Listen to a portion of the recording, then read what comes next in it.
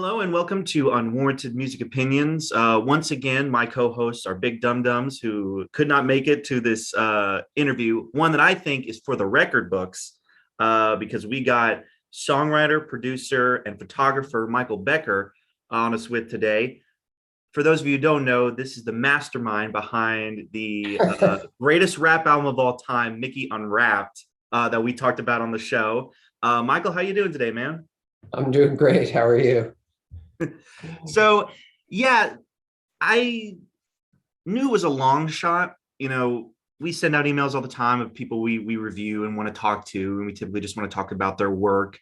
Um, Obviously, I don't think I have enough star power to get, the voice of Mickey or Goofy or anybody who might have voiced those characters on this record. But I thought maybe talking to the producers would bring a lot of I guess insight into the creation of that album. And a few phone calls later, here we are. Were you expecting this sort of thing? Have you thought about that album at all in the past couple of years, or?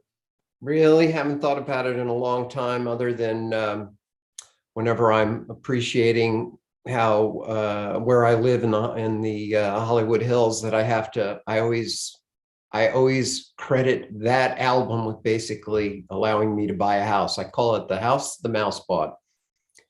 And I do have to say right here at the start, I appreciate your words only, mastermind behind it, but it would be at the very least co-mastermind. I do have to share that with Robin Frederick and the person that worked at Walt Disney Records, Harold Kleiner, who sadly is no longer with us. He was also the mastermind behind really even being able to push through such a concept as this. It was certainly pretty radical at the time, and they always have to get the approval for the characters to do these kinds of projects.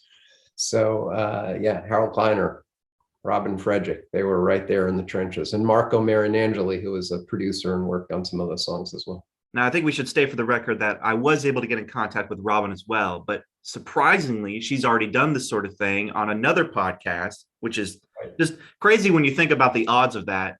And she was like, if Michael's on there, he's got it. He's the guy to talk to. So I think we lucked out here.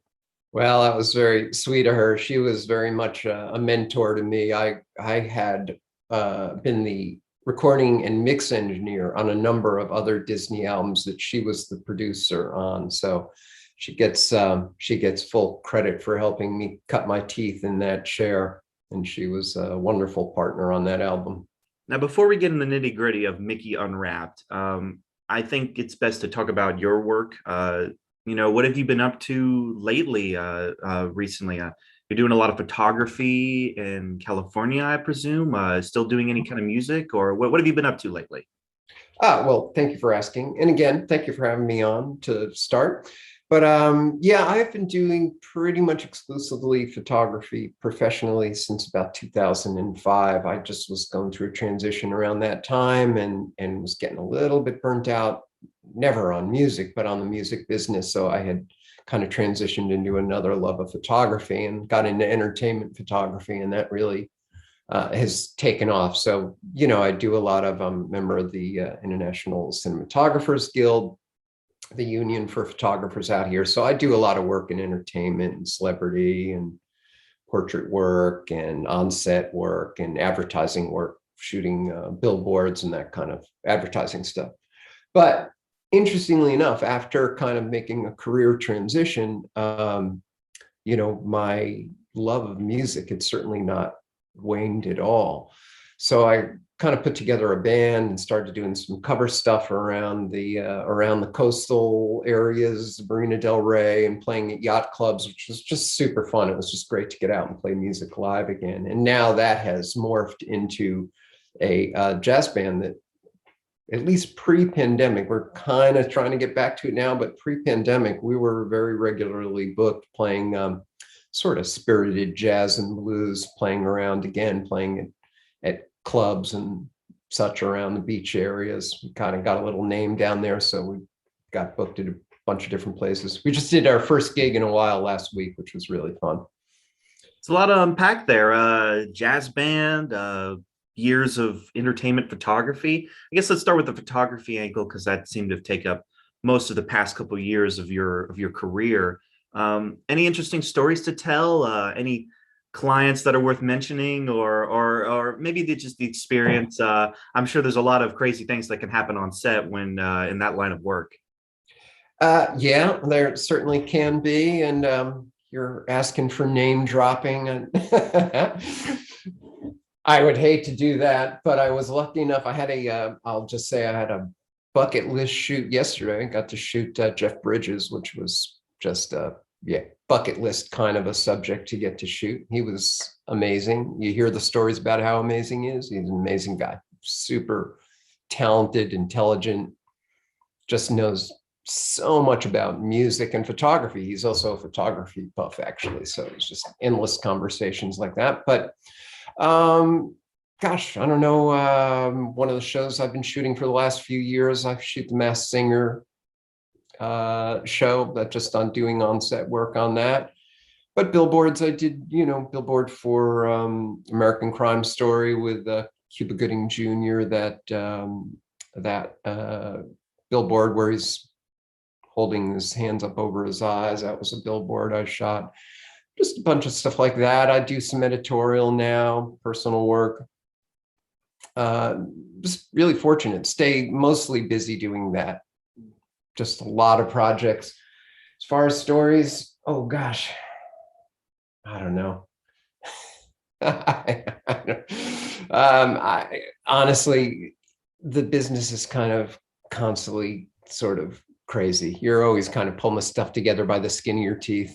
What happens in the studio stays in the studio. Is that what I'm gathering here? Some of that, but honestly, even through all the craziness, you get everybody has their sort of focus and their agenda. And I've been I've just been extremely blessed that even in the craziest of situations, I always found people to be really, really wonderful. You tend to find you'll hear a reputation. Oh, you're going to shoot so-and-so, they're a nightmare. And honestly, I've had that happen any number of times. And we go and shoot as long as you're prepared and do what you're supposed to do and don't, screw up, then I find everybody's generally been exceptionally professional and wonderful. You know what I mean? You do your job and everybody does their job. And usually it's the biggest stars that are the most professional. It's usually the more, the not super big stars that sometimes seem to be the fussier sometimes. And again, everybody's watching out for their brand, right? I mean, that's what you got to do. You got to protect yourself, and it's a tough business. So I don't have any story I can tell where it's like, oh, they were completely unreasonable. Everybody's just trying to do what they're trying to do, get their job done. And so now you've got this jazz band going on. Is that kind of been another bucket list thing for you to kind of start up like a jazz group and start hitting the streets in California, or is this just sort of kind of came out of nowhere? A jazz blues kind of thing. Yeah, absolutely. Just never seemed to do it when I was engineering and doing all that. That work was just kind of so all encompassing that I never really found. I probably could have made the time, but I don't know why I didn't. Probably didn't think of myself as a good enough player, to be honest. I went to Berklee College of Music. I graduated. I studied jazz composition and arranging. Playing wasn't my major. It was certainly my focus. I think in hindsight, maybe I should have done performance, but for some reason I got so fascinated with the composition and arranging that I threw myself into that. And at Berklee, that's like getting a law degree or a doctorate degree. It's just so intense and so much information gets crammed down your throat. So you don't tend to have as much time to play and practice. And if I'm being completely honest, we're going back a bit here, maybe mid 80s, not that we're doing any kind of age reveals or anything like that, but there was certainly a lot of good times being had between the studies. And, you go home from one class and have to write out, I don't know, I had one assignment that had to be done overnight. It was like writing out these different scales and all these aharmonic keys. It came out to like 364 scales or something. You had to, you're handwriting it out. just hundreds and hundreds of scales. I mean, to the point where, you know, we were all joking, me and my roommates, you know, you'd have blisters and stuff, but we were also partying like animals and just having fun and all that. So when I kind of finally when I got out of Berkeley, I actually got into playing the top 40 circuit a little bit, because you graduate, it's not like they have a job placement office. So I was like, well, shit, what am I going to do? I'm going to make some money. And thought, well, it'd be fun to play. And, you know, why do I want to play in a band? So it was much more competitive than I was aware, right? Who doesn't want to go in your early 20s and go play out at clubs and party and have fun? But I eventually got into that circuit and played in Boston for about a year, and then moved out to California and started playing out here.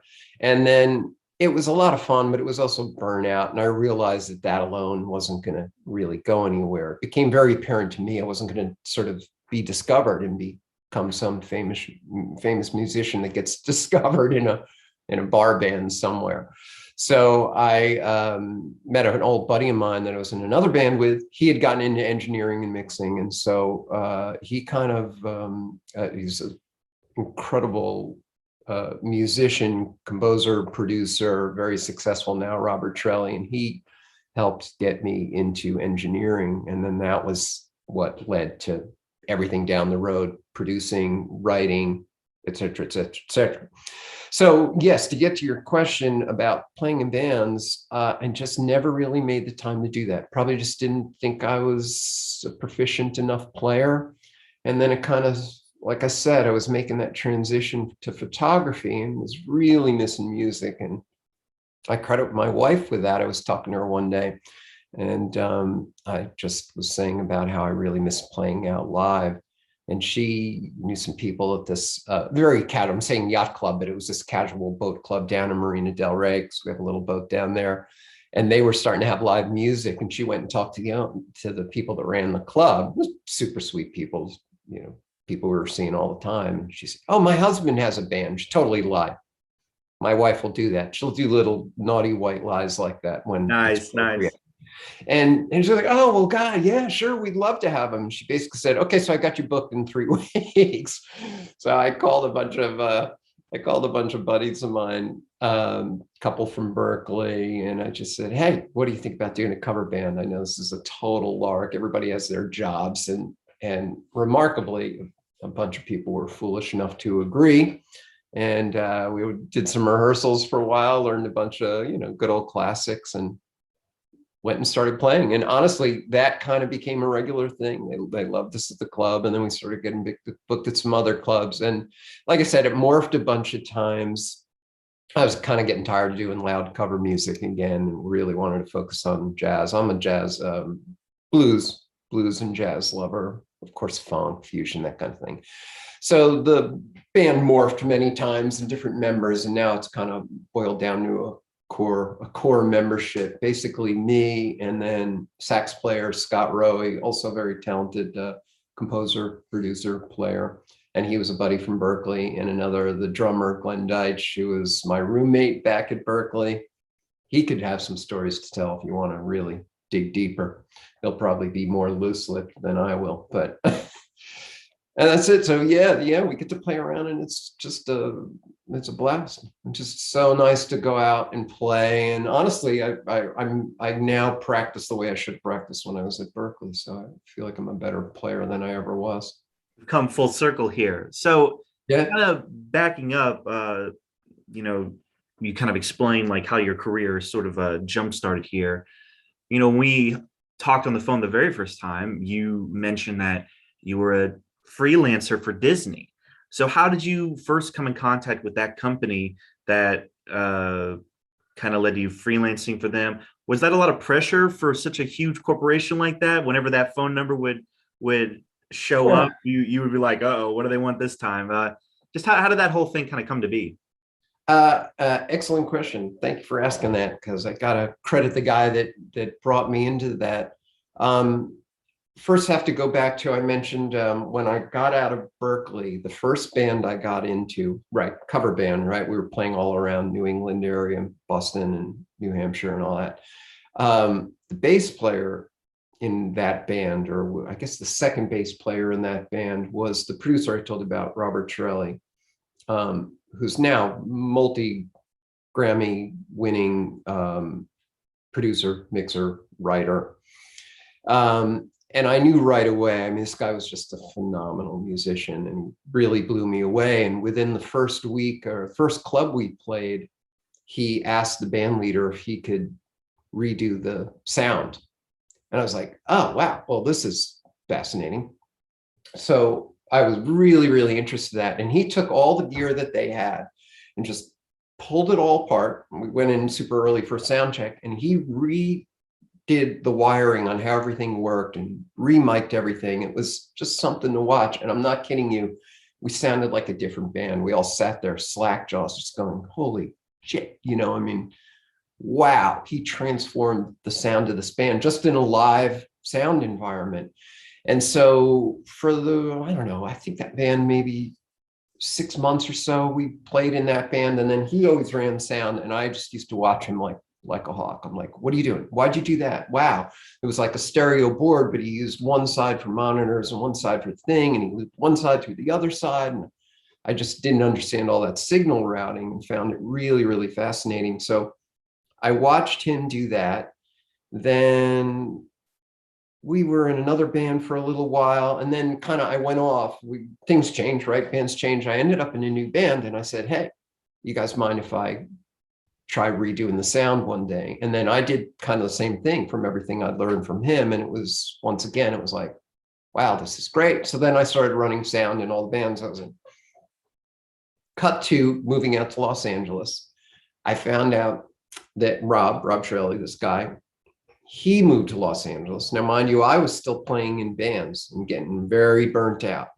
Rob had gotten a job being like a freelance house engineer at a place out here called Paramount Studios. It's on, it's not Paramount Studios like the Paramount movie. It's Paramount Studios, an old audio studio that had been restored and really brought to some of its own new glory by Mike Kearns and I'm feeling really bad that I'm forgetting the name of his partner. My God, it's been a while. But it's right on Santa Monica Boulevard near Vine. And they had 4 rooms, these old legendary rooms. And they did a lot of rap records there. There was all kinds of different music coming through there. Rob had gotten a job engineering there. They would just hire people freelance. Hey, I got a session coming in, you know, blah, blah, blah, blah, blah, blah this time. And I think they paid like $10 an hour or something to engineer. And I was like, well, it's better money than I was making in bands. And this feels like it has more legs as far as a career. And Rob put in a good word for me. I mean, I had no idea how to really work in a studio like that. Rob put a good word in for me, and they said, yeah, sure, we're always looking for guys to do this, but you know, we can only pay you once you really know what you're doing. And I said, well, how do I convince you I know what I'm doing? And they're like, well, you got to figure that out. And they said, you can come learn the rooms that they had there. They had 4 rooms. Just look at our board, and anytime a room's not booked, you can come use it. And once you feel proficient on it, you know, we'll figure out how to make it work. And I said, okay. Well, I went by and I looked at the rooms, and I noticed one of the rooms was open at midnight. They would run 24/7, this place. And I went in there and pulled up my car at midnight, and I brought a whole bunch of keyboards and guitar amps, and I was unloading. And the guy looked at me, the owner, was like, what are you doing? I said, well, I saw Studio D's open, so I'm going to go in there and record a bunch of shit and learn how to use it. And he was kind of like, oh, okay. So I went and stayed all night, started learning the rooms, started hanging out on Rob's sessions. Already too long story, trying to be made shorter. I got up to speed on all their rooms, you know, barely, right? Skin of teeth, just like, yeah, I can do that. Shit. Sorry, I don't know how swearing works. And they started booking me. So I started getting on sessions. And one of the first sessions I started working on was with my friend Rob, was working on the Club Nouveau record. They had just had a big hit with Lean on Me Rob was doing their next record in that studio, and he was basically brought me in because they were running 2 rooms at a time. So I started cutting vocals in one room while he was doing something in another room. And honestly, that was how I more or less cut my teeth there. And then, after a while, became one of their regular engineers working on all kinds of sessions. Lo and behold, one day, a guy named Harold Kleiner comes in with, who worked for Walt Disney Records. And they were coming to do voiceover for an animation with Julian Lennon. And I was like, oh, that's a cool session. I would see stuff on the board and then go to the owners and like, oh, who's doing that? Can I do that session? And they were like, yeah, sure, you can do that one. I'd proven myself at that point and knew the rooms pretty well. So I did this voiceover. They brought in some tapes and there was also some music. And I just hit it off with this guy, Harold Kleiner, who was an executive there. I guess he was, what was this technical, executive producer for Walt Disney, this division of Walt Disney Records. And we just sort of hit it off, and he had some other projects and he brought in some music. They needed something remixed, I think, and I remixed it and really flipped out and loved it. Harold, by the way, had a pretty long storied career. He was out of New York, worked for Columbia Records for a long time. So he was really in the business, and he became like a surrogate uncle, basically. Took me under his wing, and it became one thing after another. And then he just basically said, it came to the point where he said, we're doing a new record. And I can't remember which record that was, but I'm pretty sure Robin Fredericks was producing that record. And he wanted somebody to be the tracking and mix engineer. And he asked me if I wanted to do it. And I was like, oh my God, yeah, of course, I love it. I don't think we did, maybe we did some of that at Paramount Studios, but then we started working at some other studios around town that were convenient for the Walt Disney team, right? There was a place, Pacifique in the Valley, that we worked at that was more geographically convenient for them. So that was how I kind of got looped into the whole Walt Disney thing. Harold Kleiner was a guy that. Were you a bit of a Disney fan at this point when you met Harold, or were you like, that's kid stuff? No, I mean, I wasn't especially a Disney fan. I certainly respected all the various work that they did, but no, I mean, I had no particular attachment to Disney. It was really Harold that drove the interest in it. He was just such a great guy, and we hit it off, and he was so without in any way being condescending, he was a big fan of my work. I had my own sound in engineering, and it was just jived with his thing. But he was just, he was an unwittingly benevolent mentor kind of guy, and taught me a lot about the business and a lot about making records. Because at that point, I had been quite so centered in the chair. I would do a song here and do a song there. Project would come in Paramount, need to mix this, need to track that. But this was, entire record projects. And then you started working with the, the character producers. They had their own team of people that would have to very carefully vet what the characters could sing and say and do, right? It was very, very carefully monitored. We used to jokingly, lovingly call them the character cops. Because, they say, oh, no, Minnie would never say that. That's a little flirty, or, it was pretty, well, it was funny, but it was, it was fun to see the things they couldn't say. And then you start to learn, of course, I did so many different projects with them. You start to realize, no, Mickey wouldn't say that. The cops would be, well done, Michael. It sounds like you created a good relationship with everybody involved with the Walt Disney Records, like when it would go to each particular project. Yeah, I mean, it was an awesome team of people that I got to know very, very well. Yeah, we were, you'd be in the trenches for weeks at a time. So now let's get into the thing that everybody wants to know. Mickey Unwrapped. Now, on the surface, this is just something that, like, a rap album in the 90s, rap was getting big with the Mickey characters, it's gained a bit of a cult following. A few like popular YouTube reviewers that I know and enjoy have name dropped it for whatever reason.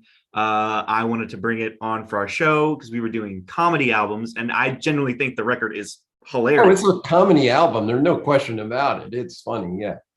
So it just made sense. And I just would love to know the history and creation of this album. So there's many questions I want to ask. I guess first, let's just talk about what led to that point. At what point, like, did Harold call you up and say, "Hey, we got this new project coming down the line. We want you to work on," or is it more deeper than that? Just how did we get to the point where that record was going to be made? Shoot, good question. Got to rack the brain back a bit. I'm trying to remember how it first got initiated. I mean, definitely would have come through Harold. They were always looking for concept albums to do with the characters. They were, however, usually associated with movies, right? So one of the first records, I remember one of the first records I did now with them, and I think with Robin, was they did Little Mermaid was such a smash hit that they thought, oh, well, let's just do a follow-up record with music inspired by. So it became the music inspired by album concept. So, and they have their various teams of songwriters.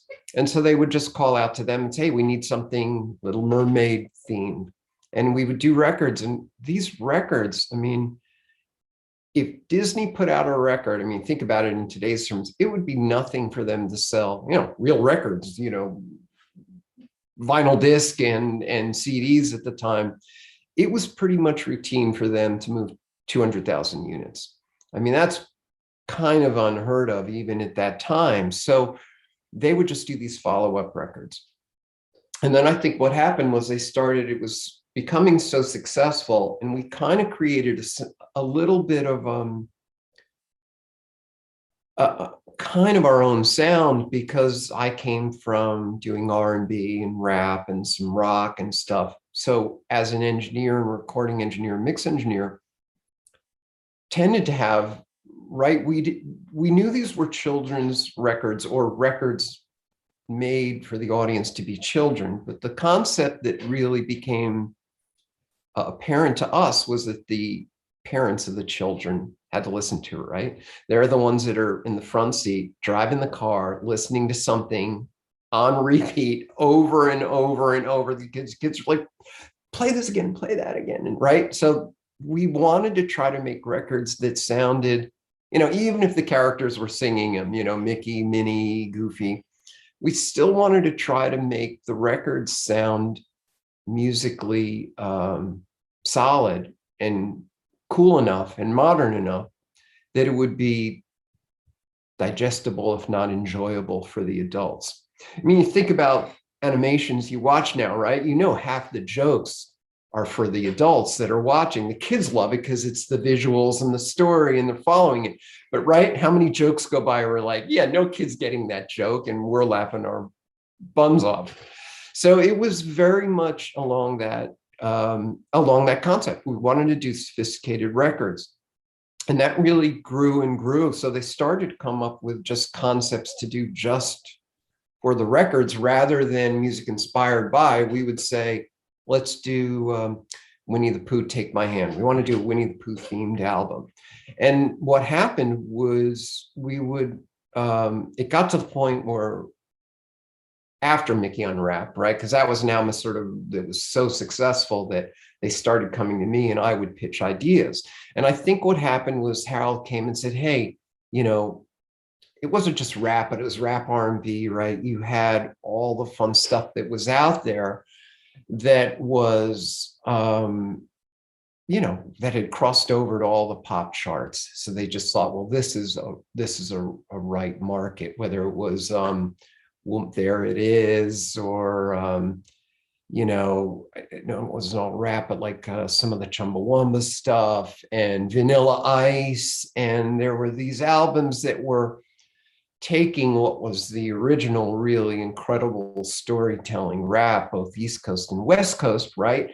And then some of that by certain artists started getting made more for, at least, it was being appropriated for all intents and purposes for the crossover market, pop market, white market. And they honestly, I mean, looking back on it now, this was them just making a commercial decision to say these songs are crossing over into the Billboard Top 200, 100, and doing these records. And they thought, let's do a record, let's involve the characters, and let's make it a fun sort of, I got to be honest, all of us were very keen to not want it to be a spoof as much as just fun, creatively fun. So there was a very deliberate line that was walked to try to make this music fun and cool in its own way. Yeah, I didn't want to.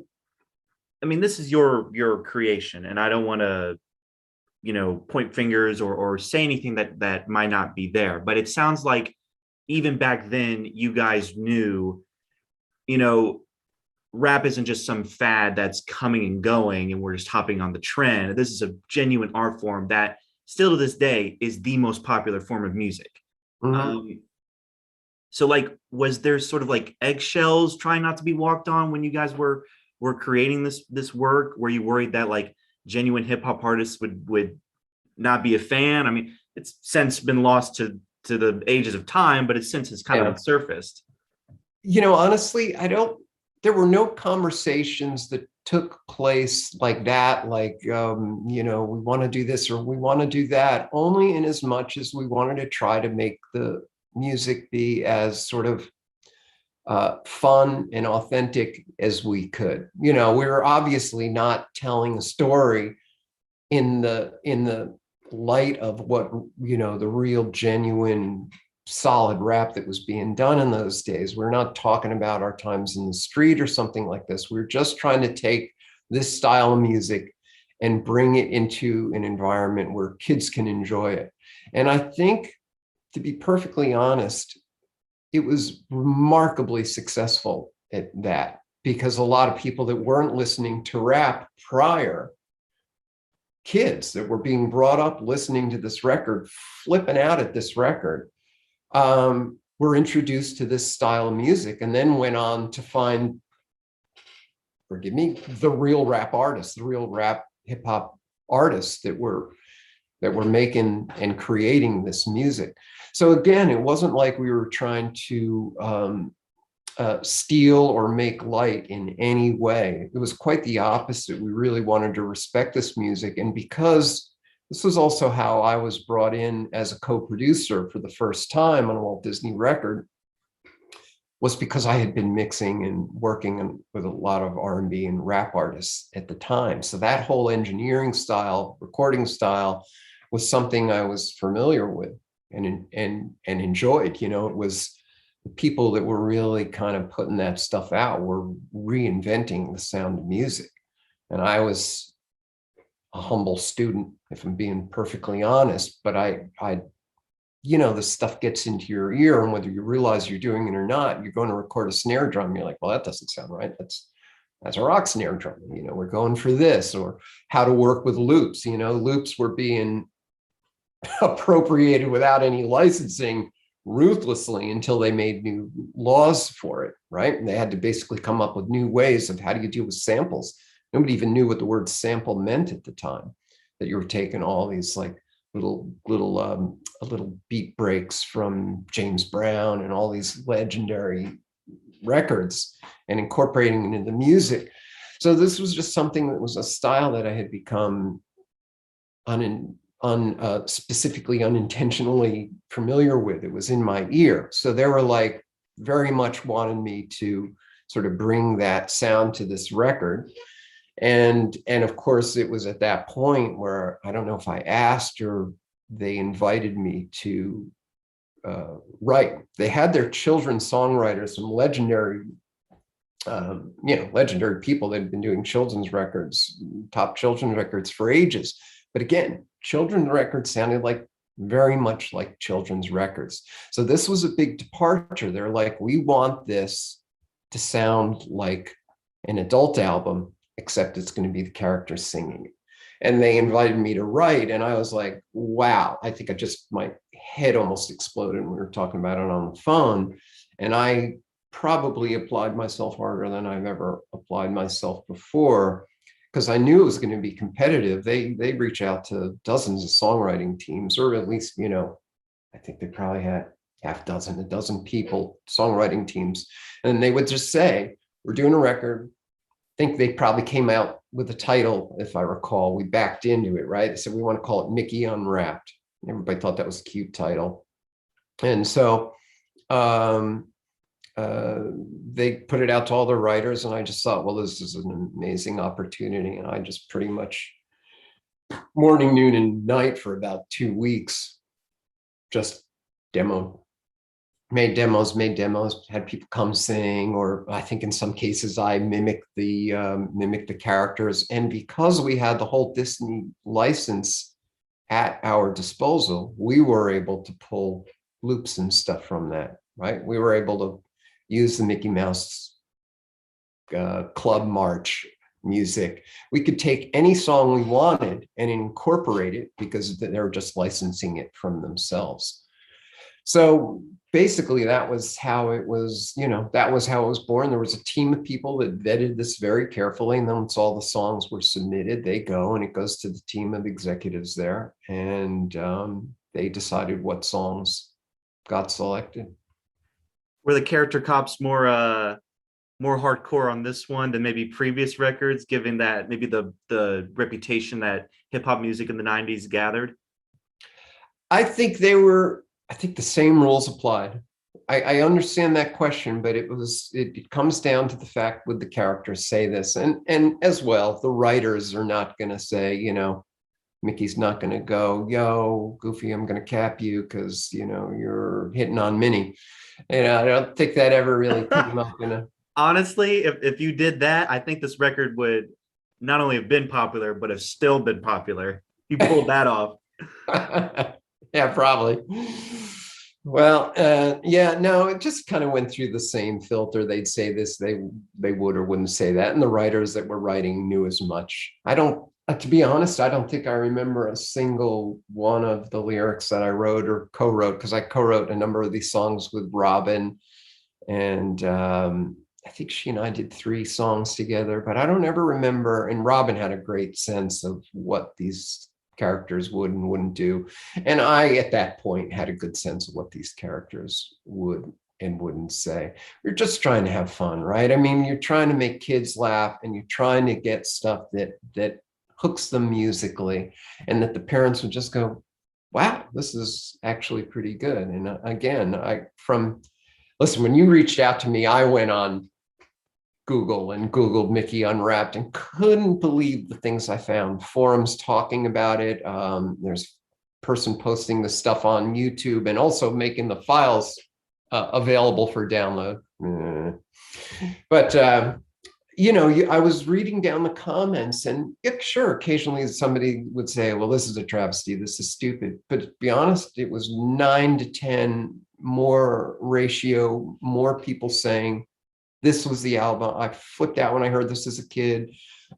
This is what got me into hip hop music. This is what got me into rap music. And that was just, like I said, really touched me that actually influenced people's choice to then go buy the artists that were really genuinely doing this. What better thing could you ask for, right? They're the ones that shaped this music. So if it sent commerce their way, then I think and introduced new audiences to this music, then it was a success.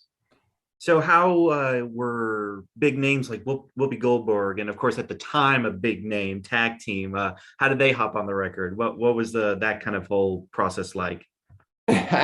Well, that was the power of Disney. That all happened, to be honest, that was all their teams. People would reach out to the appropriate publicists or agents. And I honestly, what they would do is we had either demoed or worked up most of these songs at this point to some degree, and then they would send it out to the artist representatives, and we'd see what we got back. And we were shocked at the amount of people that were up for participating. Color Me Bad, the musical group, that was I wrote a song, I think it was called Color of Music. And it was an a cappella, and those guys were all incredible singers. And I did that whole first time I ever did anything like that, a complete new, just a vocal, a cappella vocal arrangement of a song.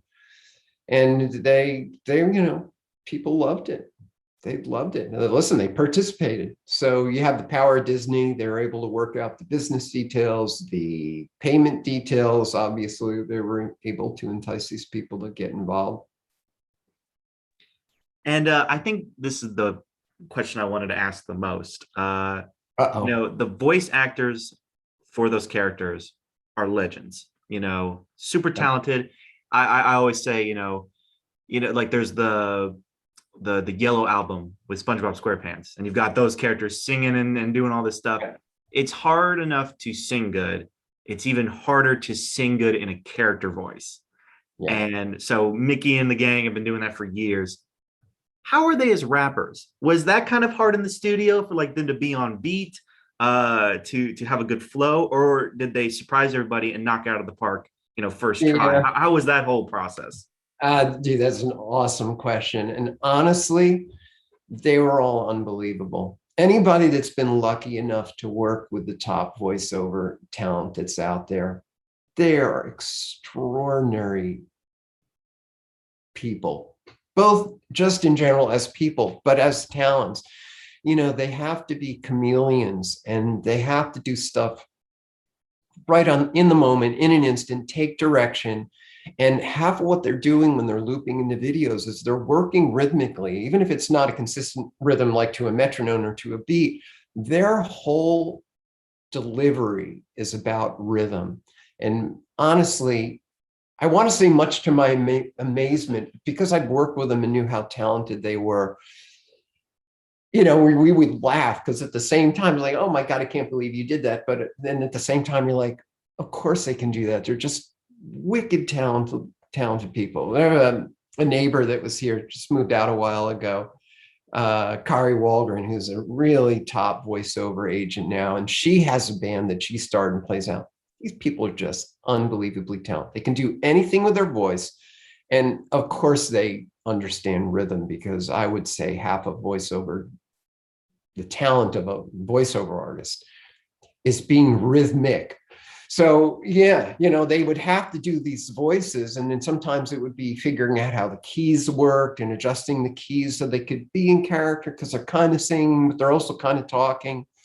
And it was just, honestly, it was like front row ticket to just an extraordinary show. We would sit there, and there just wasn't a time where a pass wouldn't go by, and you'd hit stop on the tape. Yes, it was 2-inch tape at the time.